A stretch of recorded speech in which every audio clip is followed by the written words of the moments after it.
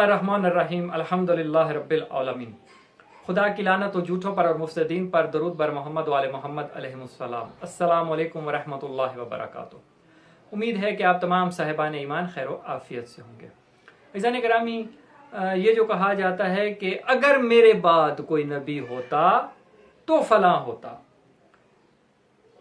मुझे इससे कोई गर्ज नहीं है कि फलां होता या फलां होता, कतई नजर इससे कि इसकी सनद क्या है, जबकि इसकी सनद में ज़ुफ़ पाया जाता है और दरायतन भी ये रिवायत सही नहीं है। इंशाअल्लाह जिंदगी रही तो किसी मौके पर मैं जो है वो सनद के हवाले से भी गुफ्तगू करूंगा, मगर मैं आज यहां पर जो बात करने जा रहा हूं और जो फिक्र तमाम उम्मत मुसलमान पर छोड़ने जा रहा हूं, खुदारा उस बात को सोचिए। ये नहीं होता, अहले इल्म जानते हैं जो मैं बात करने जा रहा हूं कि ये नहीं होता कि फलां की बस रिवायत सही है तो बस वो काबिल कबूल हो जाए ना, बल्कि रिवायत की जो सनद है उसके साथ साथ उस हदीस के मतन को भी देखा जाता है। उसका मतन सही है कि नहीं, सनद सही हो मगर मतन रकीक हो। यकीनन अहले इल्म जानते हैं कि असूल है कि कबूल नहीं किया जाता, मतन सही है, सनद में कहीं ज़ुफ़ पाया जाता है तो उलमा उसे कबूल कर भी लेते हैं। बहरहाल अब चलते हैं इस बात के मतन के ऊपर कि ये जो कहा जा रहा है कि अगर मेरे बाद कोई नबी होता, अगर मेरे बाद कोई नबी होता, तो साहिब यहीं पर रुक जाइए। नबी होने के लिए कुछ सिफात का होना लाजिम है। मसलन विलादत पाक हो, शजरा पाक हो, वालिदैन मुमिन हो, खुद कभी वो निजासत में मुब्तला न रहा हो, हर तरह के रिज से दूर रहा हो, इखलाक हसना का मालिक हो, तमाम लोगों से ज्यादा इल्म रखता हो, शुजाअत में उससे ज्यादा कोई ना हो, तो अब जो भी आप ले आए फलां की जगह पर के अगर मेरे बाद कोई नबी होता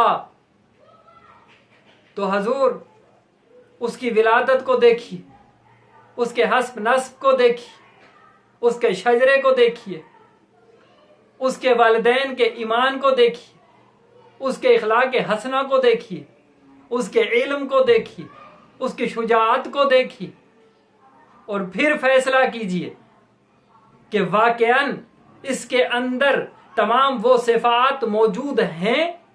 और फिर आप अगर इस बात पर गौर करें कि मेरे बाद, यानी रसूल खुदा फरमा रहे हैं, अगर मेरे बाद अब जो नबी मोहम्मद के बाद आता तो उसका मकाम क्या होना चाहिए, मंजिलत क्या होनी चाहिए।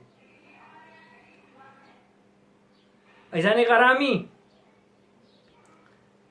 लाजिम बात है कि जो सिफात रसूलुल्लाह के अंदर पाई जा रही है उन तमाम सिफात का कम से कम मालिक उस शख्स को तो होना चाहिए।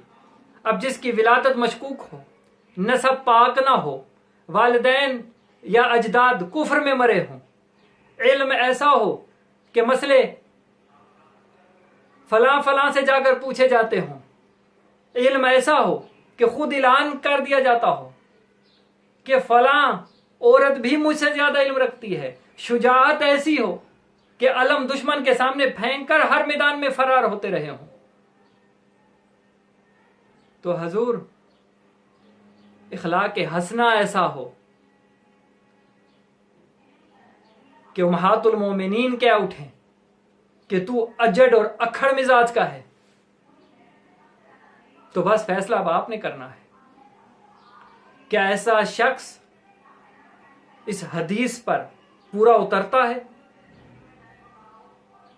तहकीक कीजिए, मैदान खुला हुआ है। मेरी बात पर ईमान ना लाइए, मेरी बात पर यकीन ना कीजिए, तहकीक कीजिए। तहकीक का दरवाजा तो सबके लिए खुला हुआ है।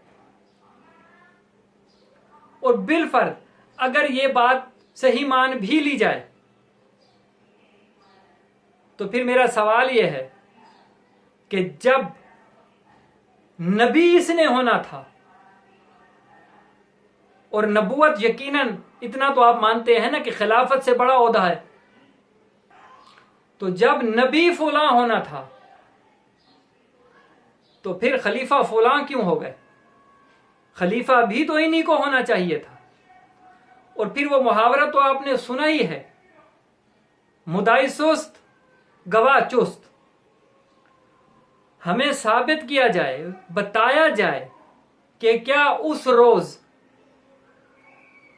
जब ये मीटिंगें हो रही थीं, क्या इन साहिब ने लोगों को यह नहीं बताया था कि रसूलुल्लाह ने मेरे बारे में क्या फरमाया था कि मेरे बाद कोई नबी होता? बात है कि अब नबूवत नहीं है, खिलाफत है, तो यकीनन अब खिलाफत मेरा हक है। अगर वो साहिब भूल चुके थे तो इतने सहाबा जो वहां पर और मौजूद थे उनमें से भी किसी को याद ना रहा कि रसूलुल्लाह ने फरमाया था कि मेरे बाद कोई होता तो ये होता।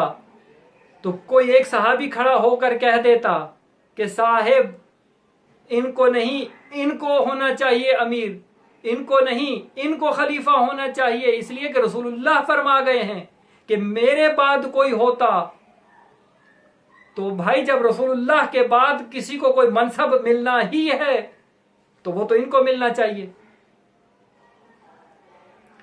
अब या तो इस हदीस को झूठा मानना पड़ेगा या फिर उस पहली हुकूमत को बातिल मानना पड़ेगा।